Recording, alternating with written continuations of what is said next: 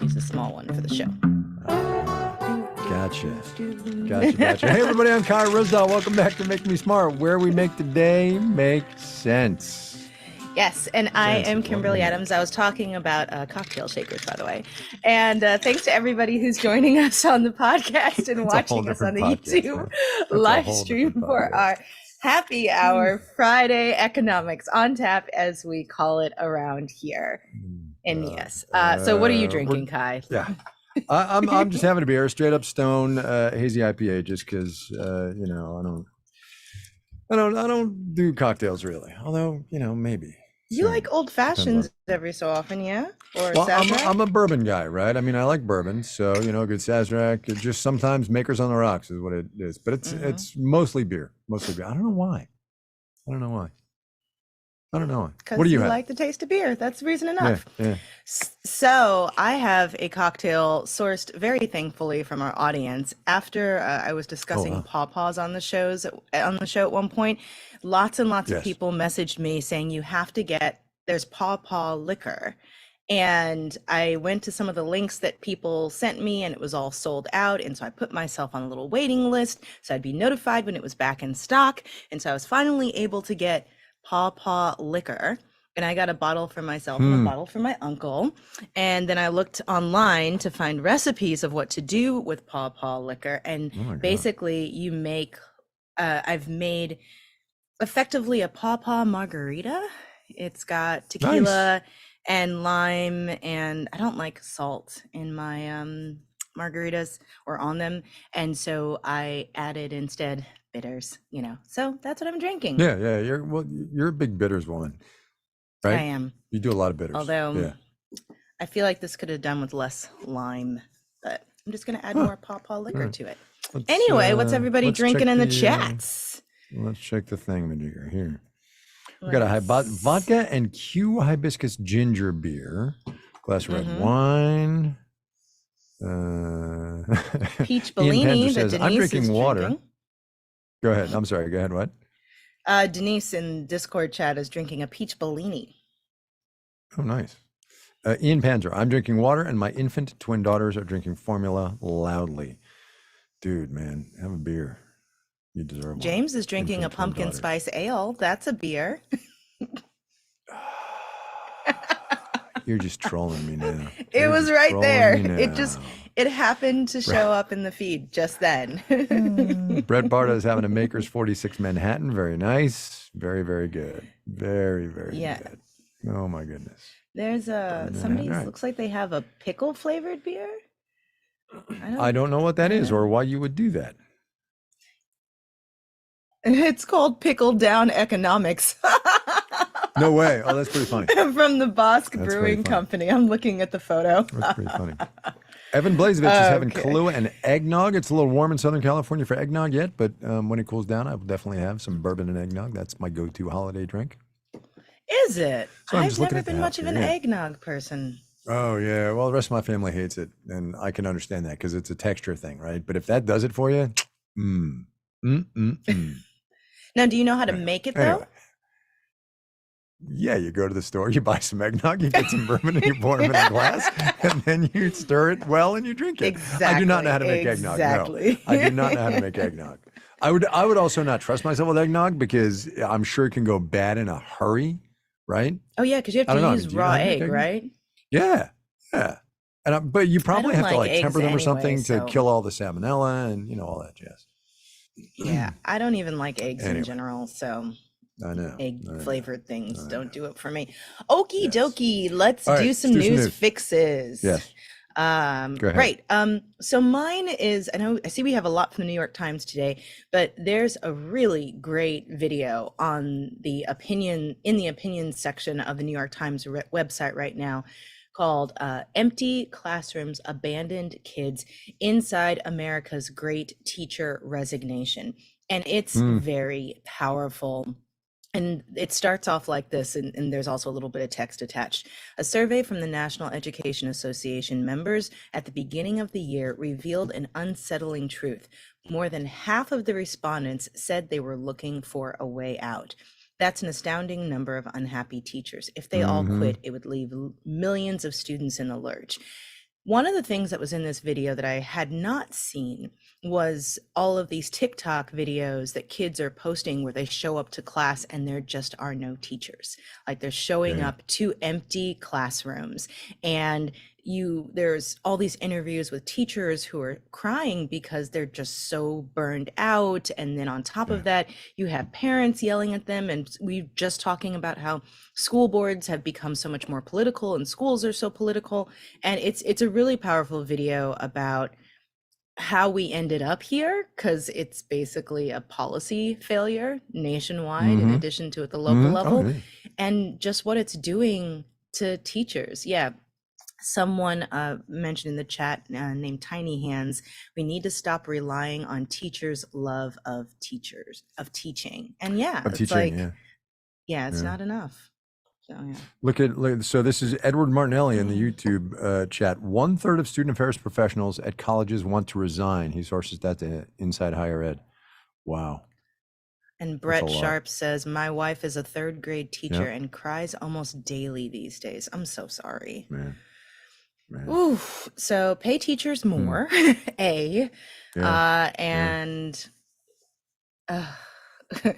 Maxwell says, I heard there was a teacher in trouble for drinking wine. I wouldn't blame her. Exactly. Okay, what do you have? Totally. Okay, so I've got two. They're slightly newsier than the larger contextual item that you gave. First of all, Elizabeth Holmes, she of Theranos, and that great dramatization on Hulu starring, what's her name? Amanda, come on, help me out. Seyfried?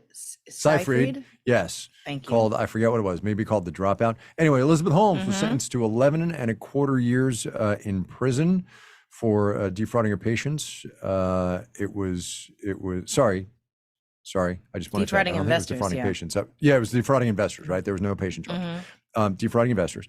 That's a big deal in Silicon Valley, and it's a big deal for two reasons. One, of course, is the mantra that, in Silicon Valley, the mantra has been fake it till you make it. And Ms. Holmes tried, but she also committed fraud, and that's bad. Also, I think it absolutely bears mention here that she is one of the very few people in Silicon Valley to have been charged for the fake it till you make it thing. And it has to be pointed out that she's a woman. I'm just saying, it's relevant, right? It's relevant and it's fact and it's there, and we have to acknowledge that. But also she did bad things. So, if they can catch this FTX guy, I can't imagine he's going to escape jail time. If they can catch him. So there was something going around on social. It was actually on Twitter for as much longer as it lasts, where it was Sam Bankman-Fried, who's the FTX guy, scraggly hair, unshaven, t-shirt, completely unkempt. And somebody screenshotted that and sent it out and said, can you imagine if a woman had showed up like this asking for venture capital money? She wouldn't have gotten a dime. I mean, women get 2% of venture capital money as it is now. She would have gotten like negative 2%, She wouldn't have even gotten a meeting. She wouldn't have gotten in the door. Yeah. So anyway, so that's news item number one. It's a big deal, actually. That Elizabeth Holmes is going to jail for more than a decade. Very big deal. April 27th surrender date. She is now currently pregnant, actually, with her second child, which is, I suspect, the reason behind the delayed surrender to late April. The other thing broke this morning. It's the news from the World Cup in Qatar that lo and behold, despite all the promises that the Qatari government has made to its sponsor and underwriter Budweiser that fans will be allowed to have beer in the stadium, the Qatar government has changed its mind and said, no beer, only in special spots outside the stadium and also for people who pay VIP ticket prices. Like relevant for two reasons. Tens of thousands of dollars. Oh, huge. Huge. Outside what anybody's going to pay.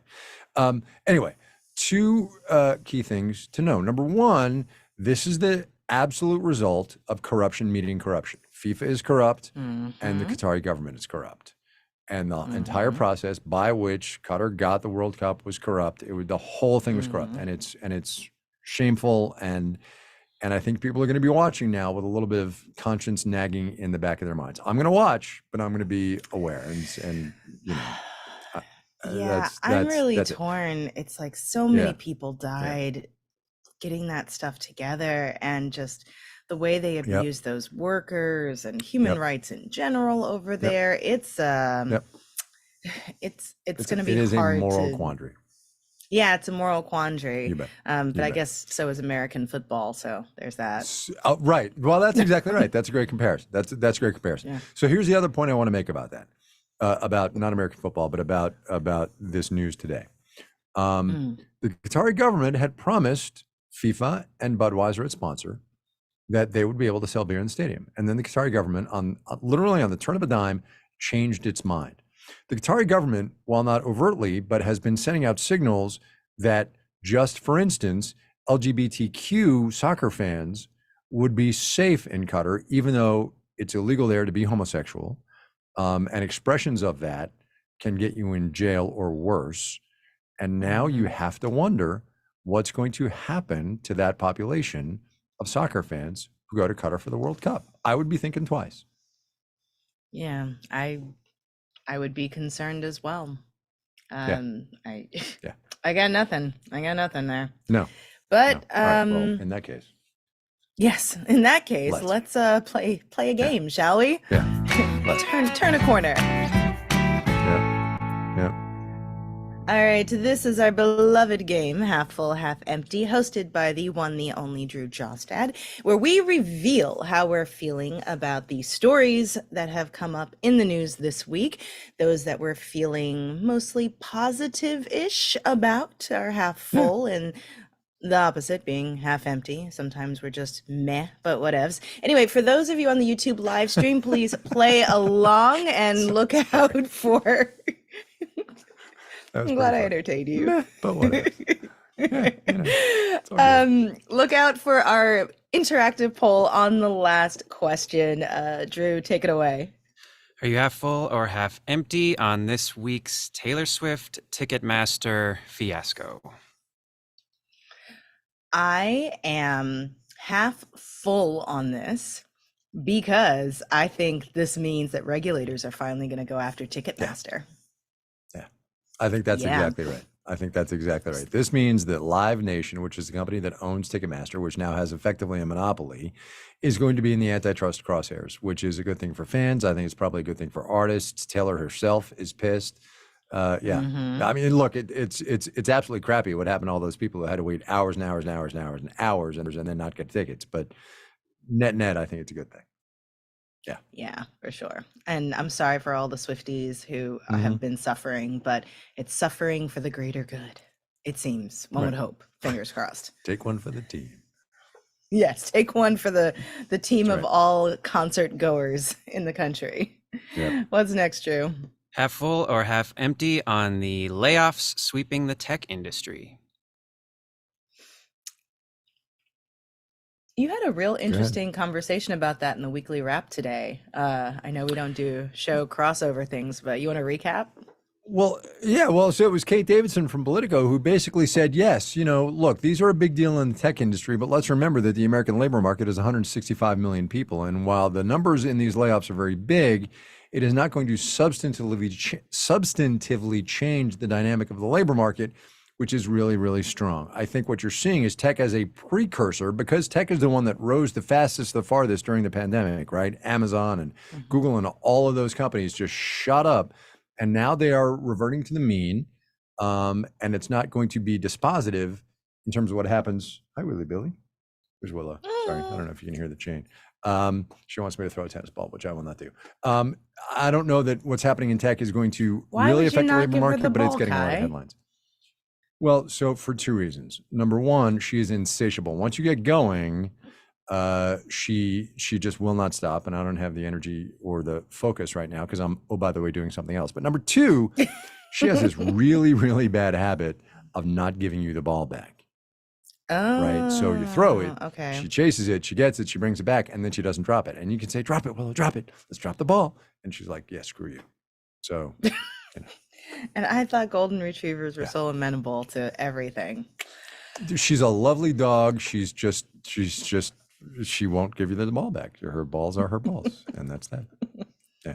Anyway. So on the tech layoffs, I'm half empty because I feel badly for the people, obviously, but I do think that these are people who are going to be easily employable in so many other industries. You may not make like Silicon Valley money, but none of these people are going to struggle very hard, I think, for a job. So I guess I'm half full for all of these companies that have been scrambling to recruit, the back end developers and, full stack engineers.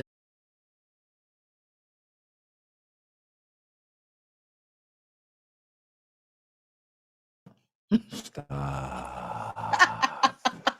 Oh my. I'm sorry. Oh my God. I couldn't just not do it.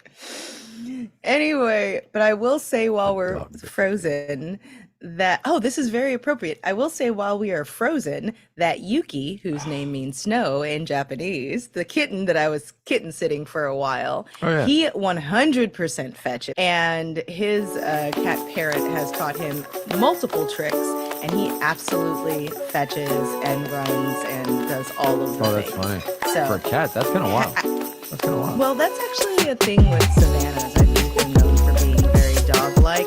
But I got Jasper as an adult when he was 10, and so it was too late to teach him tricks. And now he just likes to lie down. What's a Savannah? Is that a kind of cat? It's a breed of cat. Yeah, that's what Jasper is. He's a Savannah, and so is Yuki. All right, I'm Googling. Anyway, while I'm Googling, Drew, continue. What's the next one, Drew? According to LinkedIn, Diversity and Inclusion Manager is the second fastest growing job title over the past 5 years. Are you half full or half empty on a hiring boom in that area? Yeah, so Kristen Schwab did this story for us this week. Obviously, I'm half full, right? Because we fail miserably in this country on this very particular area. But what's interesting about the story that Kristen did was that the average tenure of chief diversity and inclusion officers in corporate America is something like 6 months. I mean, it's crazily short because that person in that job has a really hard time translating down the chain of command what it is that they do and how it matters. It's really wild. I am half empty because of something else Kristen mentioned in her story, which is the lack of credentials or sort of a way of sort of vetting who these folks are. Like I remember after George Floyd was murdered and all these companies were like scrambling to hire chief diversity officers or people to come in and do trainings and things like that.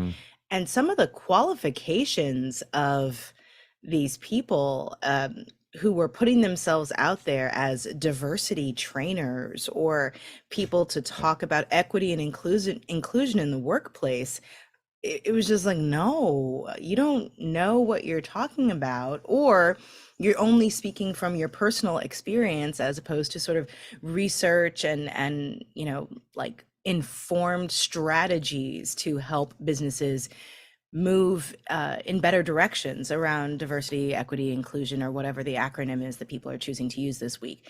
And also, it often feels like hiring these people is a very public thing that companies do to say that they're working on a problem without actually working on a problem. And then these poor, new chief diversity officers or whatever get this impossible task with very little support within the organizations, or basically you ask somebody come in and fix racism at your company and it's one person who probably doesn't have the infrastructure around them to do well at their jobs. So, I mean, yeah, I'm going to have to go half empty. I wish I could say otherwise, but no. Yeah. Yeah. No, I agree. Drew, what's next? All right, last one. Oh, this is the poll, Oh, wait, so this is the but poll. I don't know This is the poll. if we've got our audience Can we? back yet. I've seen all sorts of chat. It kind of looks like they are. Somebody hit me up in the y'all Slack there? and see if we actually are back so that we can do the poll. We're back. All right. Marissa says we're back in the Slack, so we should do it. Yes, we are. Everybody says they're here and All right. they're ready for the poll. Let's do it. All right, Drew. Okay, according to a new survey, more than 4 in 10 Americans wouldn't wish their job on their worst enemy. Are you half full or half empty? So So this was the go story ahead. Mitchell Hartman did for us about I don't even know what it was, but it was a survey from some marketplace underwriter. I don't know about UKG. worker satisfaction. UKG, thank you. Yes. And one of the upshots was people would not recommend their own job, 4 out of 10, to their worst enemy, which to me is just stunning. That's kind of amazing. Why do you still work there if you wouldn't recommend your job to your worst enemy? 40% of you. I don't know. The benefits, the paycheck, the stability, I guess. too tired to seek another job. There's a great number of reasons why people stay in jobs they don't like, or family situation. You've built your whole schedule around it. But you know, I get it, especially in this period that we've been through where given the great resignation and a lot of these jobs staying open and the jobs becoming a lot harder for the people who remain, which is something that came up in that New York Times video about teachers, it's that those who stay end up with so much more work that their job becomes just completely untenable. And so, you know, wishing your job on your worst enemy. I like my job, but I'm incredibly fortunate, and I've been able to do work that I love since I was 16 years old. You know, I've been a journalist since I was 16, and I really love it, and I feel incredibly fortunate that I get to do this job. So I am half full on wishing my job on my worst enemy, because I wish for everybody to have work that they find fulfilling and to be so fortunate. But anyway, what does everybody else think? Let's look at some poll results. So here's the poll: 146 votes. It's 32% half empty on wishing their job on. You know, this is tricky because I'm not sure what this means. 32% are half full on 4 out of 10 people not wishing their job on their worst enemy. 67% are half empty. I would love some interpolation of that. What do we think that means? I don't know. Maybe like empty. It's not a good trend in the workforce or something like that. Maybe means that's it's true. Half empty. I don't know. Yeah, that's fair. Okay. That's fair. Allison says in the YouTube chat, should I wish my worst enemy works for Twitter? Yeah, I don't think I'd wish that on anybody. And by the way, to everyone in the chat concerned with how quick I was ready with all of those reasons why someone might stay in a job that they hate, I wasn't talking about myself. I'm okay. I saw a lot of concern. A lot of people were concerned in there. I'm okay. Don't worry. Thank you for your concern. I appreciate it. Yes. Woo, boy. Yes. So 34 Drew, would you wish half your job full, on their worst 66% enemy? half empty. Oh my goodness. Yeah, Drew, what about you? Oh, I'm also very lucky to be able to do this job. So I don't know if my worst enemy likes sound engineering, but if they did, then sure. It's a skill set, pal. It's a skill set. All right. That is it for us today. We are back next week on Monday. I think we're only going Monday, Tuesday next week. We're definitely not going all week. But we'll let you know on Monday how long we're going to be around. If you've got questions you want us to answer for our What Do You Want to Know Wednesday show, which will not be next week, about business, the economy, or tech, if you want to send us comments or critiques or questions or whatever, let us know, please. Yes. And before I forget, yes, I saw everyone pointing out that yesterday when I said that Pelosi was speaker under 3 presidents, that it's actually 4. I did know that. I misspoke. I know that she was making a dig at Trump, but thank you to everyone who corrected me. I appreciate that. And if you also would like to correct me via email or the phone, 508-UB-SMART is the phone number. You can leave us a voicemail or you can email makemesmart@marketplace.org. And as many of you know, you can @mention me on multiple social media platforms. Whichever one we happen to wind up on, who knows? I know, right? Make Me Smart is produced by Marissa Cabrera and Courtney Berg-Seeker. Today's episode was engineered by Drew Jostad. He also wrote the theme music to Half Full, Half Empty. Yes, the team behind our Friday game is Mel Rosenberg and Emily McCune. Bridget Bodner is our senior producer, but currently working on Million Bazillion. And the director of On Demand is Donna Tam, but as we've said, she's got a better job now. Oh, I don't know if it's Is better. that like It's a higher no? See, I was ranking. just going to say, it is, yeah, that's a very good question. Is it better? It's bigger, Is but it is it better?